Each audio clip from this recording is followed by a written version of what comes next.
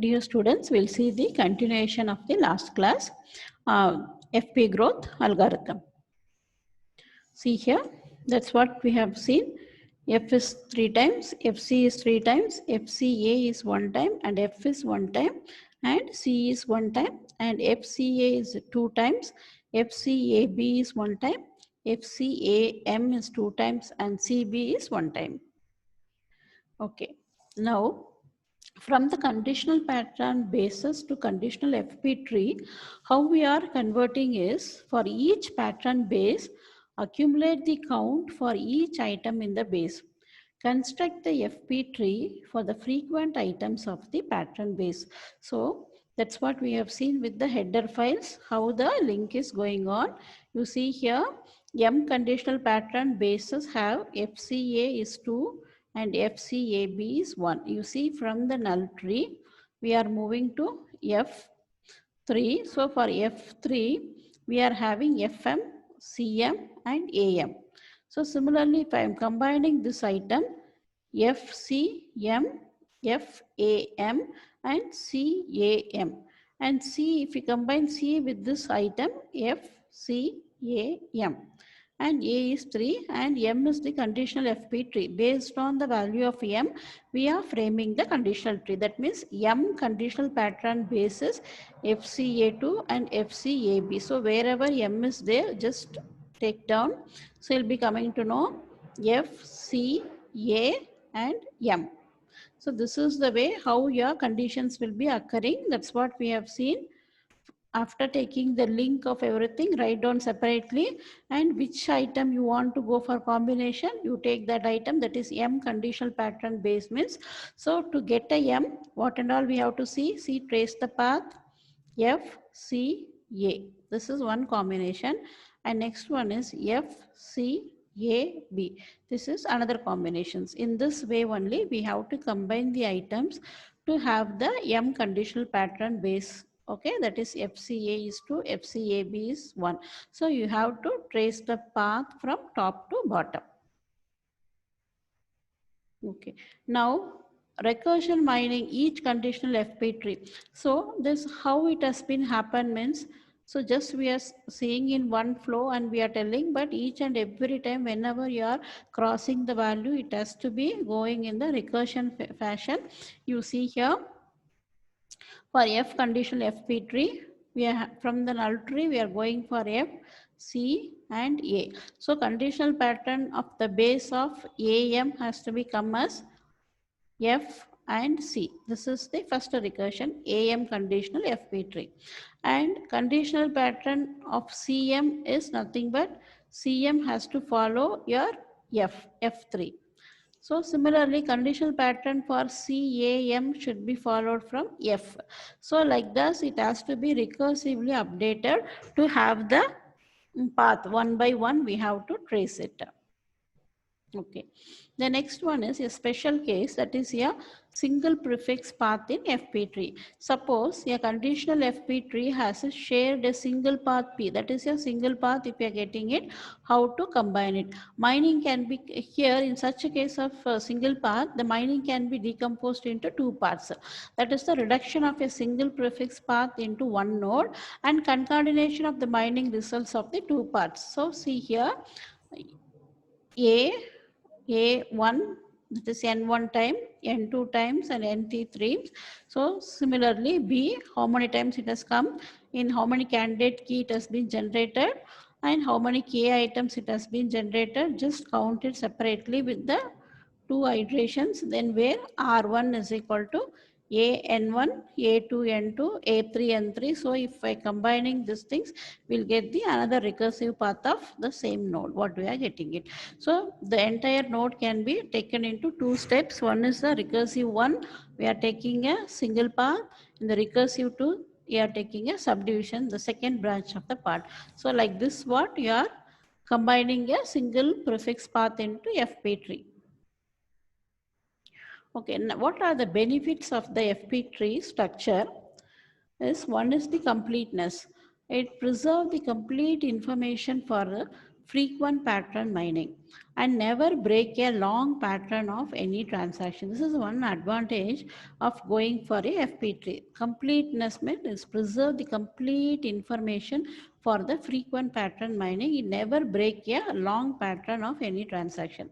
See here, if you see the tree, this is a complete package how the following from the each and every null node, that is our root node, to the entire leaf we are coming to able to trace the path. So in between you are not at all having any break of the transaction. See, each and every node is linked with the header node, and it has been traced and connected to the all the leaf with the entire values what we are getting it. So if you come across this value, so it value will be easily summation we are getting it. There is no any break in this linkage. So that is the main advantage of your FP growth.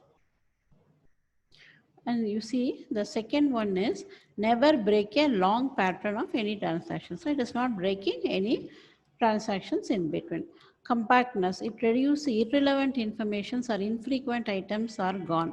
So it is here itself, here you see in the first space itself. See, now once the data transaction has been taken, here only we are eliminating in the first scan before it's only we are eliminating all the unwanted items over here. If you see in a priori algorithm, you see each and every time here once, like that it will be keep on eliminating. So when you comparing to this one a priori algorithm, you can see here, see FP growth. In the spot itself, we are taking only the wanted items in the database. So that is the one advantage of using a FP growth. So it is reduce the irrelevant informations, infrequent items are gone. Items in the frequency descending order, the more frequently occurring, the more likely to be shared. So once we are identified here, you see the minimum item. After arranging in the ascending order, you see from here itself we can come to the conclusion that which item is having the more value, so that can be shared often over here. So that is also given one advantage of sharing a maximum item in advance we are coming to know.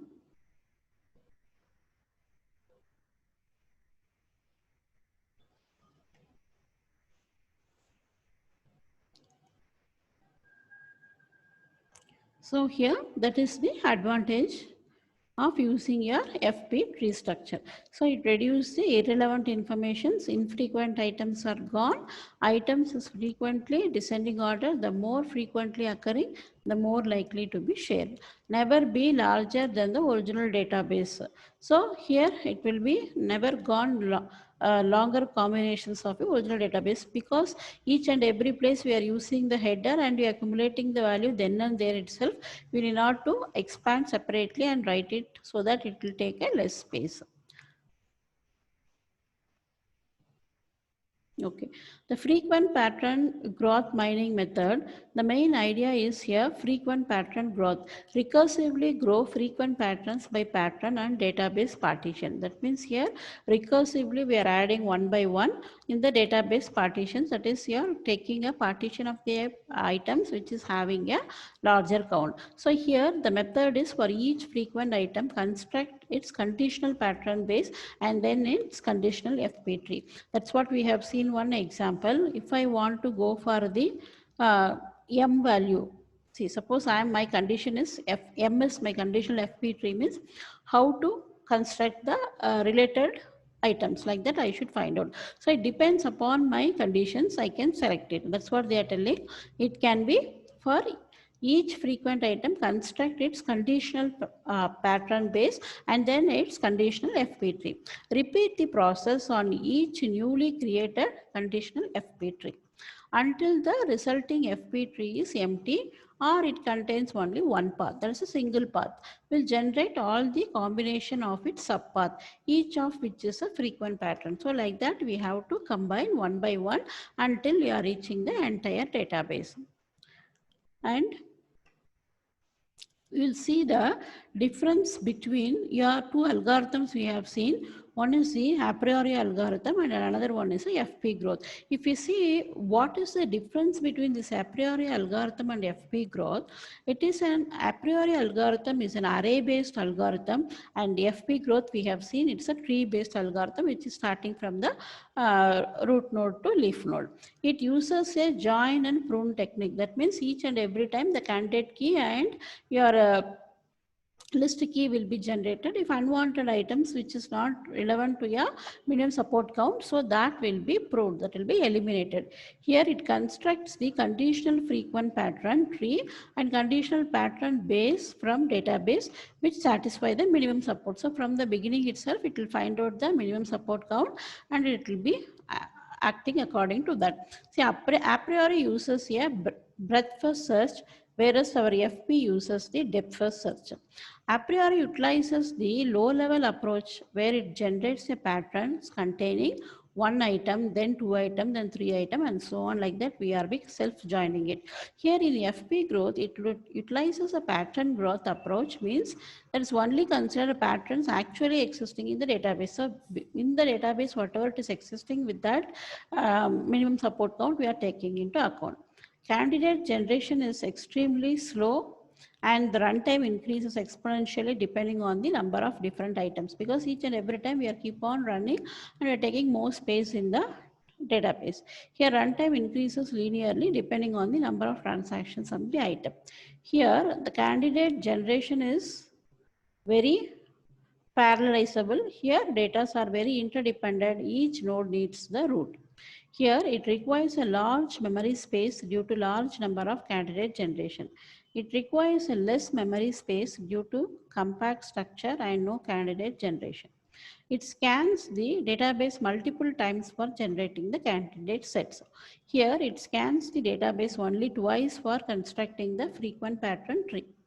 So now coming to the next one, the candidates combinations are saved in memory. Here the compact version of the database is saved, because once we are getting a final tree conversion, that we are saving it here. The process is comparatively slower than FP growth. The runtime increases exponentially with the increase in number of item set. Here the process is faster as compared to the a priori. The runtime of the process increases linearly with the increase in the number of item sets. So already we have seen pros and cons for a priori algorithm. Now we come back to a frequent algorithm, frequent growth algorithm. We have seen the steps. So this is the steps of how to calculate the a priori algorithm. We have seen with the examples.